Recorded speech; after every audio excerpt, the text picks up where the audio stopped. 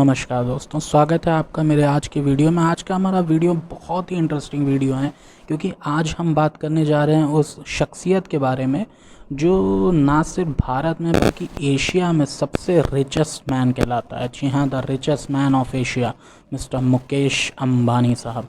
आज का वीडियो बहुत ही इंटरेस्टिंग होने वाला है क्योंकि आज की वीडियो में मैं आपको उन कंपनीज़ के भी बारे में बताऊंगा जो इन्वेस्ट कर रही हैं रिलायंस में, और रिलायंस किस तरह से भारत में पूरा टेक ओवर कर चुकी है और इस वक्त एशिया में पूरी सबसे अच्छी इन्वेस्टमेंट कॉरपोरेशन के तौर पर अपने आप को साबित कर चुकी है। आपको बता दें, मुकेश अंबानी साहब का जो पर्सनल नेटवर्थ है वो है $68.7 बिलियन 2020 में। ये नेटवर्थ इनको एशिया का और भारत का सबसे अमीर व्यक्ति घोषित करता है।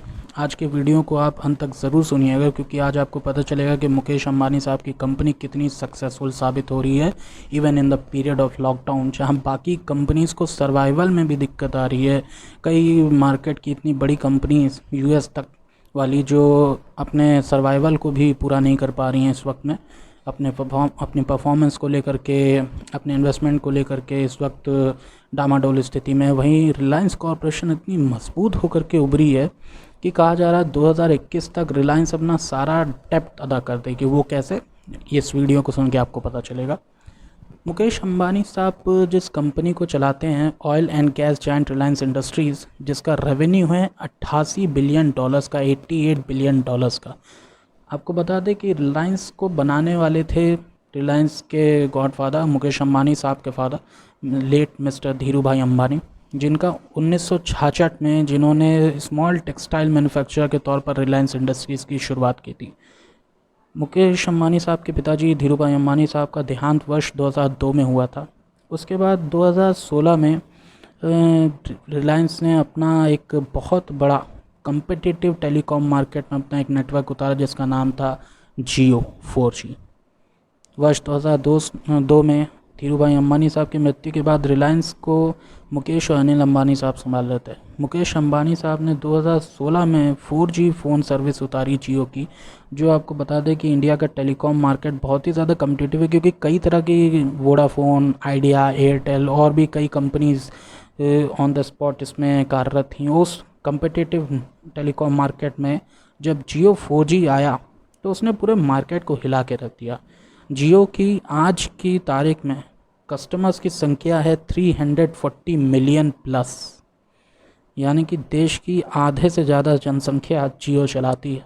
340 मिलियन प्लस कस्टमर्स जियो चला रहे हैं। आपको बता दें कि जियो में इन्वेस्टमेंट इतना ज़्यादा बढ़ रहा है कि दुनिया की सबसे बड़ी इन्वेस्टमेंट कॉरपोरेशन कही जाए तो अल्फ़ाबेट इनकॉर्पोरेशन की गूगल, जो इस वक्त हर किसी के फ़ोन में छाई हुई कॉरपोरेशन है गूगल ने जियो में $4.5 बिलियन इन्वेस्ट किया है जियो के 7.7% स्टेक के लिए, और गूगल ये करने वाली 14वीं इन्वेस्टर है जियो की।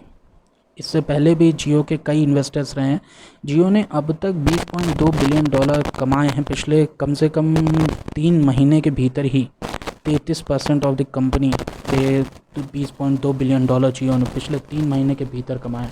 आपको बता दें कि जियो में इंटेल कैपिटल, जिसको आप जानते होंगे इंटेल कॉरपोरेशन के नाम से, इंटेल कैपिटल ये इसकी जो इन्वेस्टमेंट फर्म है इंटेल कॉरपोरेशन, उसने 18,945 मिलियन रुपए यानी कि $253 मिलियन जियो में इन्वेस्ट किए हैं जियो के 0.39% स्टेक ले, जो इसे जियो का 12वां बड़ा इन्वेस्टर बताती है। उसके अलावा Saudi Arabia sovereign wealth fund, इसने भी जियो में ज्वाइन करने की इच्छा जाहिर की है, और इनकी जो पब्लिक इन्वेस्टमेंट फ़ंड है Saudi Arabia sovereign wealth fund की पब्लिक इन्वेस्टमेंट फ़ंड जो है वो जियो के 2.32% स्टेक 113.67 बिलियन रुपीस यानी कि कुल $1.5 बिलियन में खरीदेगी। अप्रैल 22 की आपको खबर याद होगी जब फेसबुक ने कहा था कि वो जियो का 10% स्टेक खरीदेगी 5.7 बिलियन में। ये कुछ बड़ी कंपनीज जिन्होंने जियो को अब इस देश का ही नहीं इस दुनिया का सबसे बड़ा टेलीकॉम जायंट बना दिया है। उसके अलावा आपको बता दें कि 4 यूएस की प्राइवेट इक्विटी फर्म्स हैं अब तक, जैसे सिल्वर लेक पार्टनर्स जिन्होंने 1% स्टेक लिया है जियो में $748 मिलियन का। उसके अलावा विस्टा इक्विटी पार्टनर्स हैं जिन्होंने $1.5 बिलियन का स्टेक खरीदा है। 2.3% स्टेक जियो में। उसके अलावा जनरल अटलांटिक ने 1.3% स्टेक खरीदा है जियो का फॉर $870 मिलियन।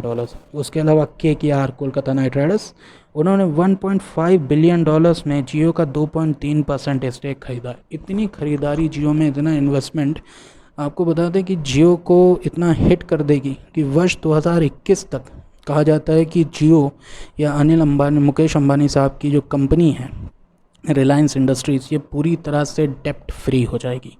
आपको बता दें रिलायंस इंडस्ट्रीज़ का 2020 में नेटवर्थ हो गया है $81.1 बिलियन, जिसकी वजह से मुकेश अंबानी साहब बन गए हैं दुनिया के 9वें सबसे रिचेस्ट पर्सन। जी हाँ, world 9th richest most person में आते हैं मिस्टर मुकेश अंबानी साहब। तो ये जियो के बारे में कुछ जानकारी थी जो आप तक पहुंचानी थी। आपको वीडियो कैसा लगा प्लीज़ लाइक, कमेंट और शेयर करके मुझे बताइए। सब्सक्राइब कीजिए मेरे चैनल को और कमेंट करके मुझे बताइएगा। तब तक के लिए अपना ख्याल रखिए। जय हिंद।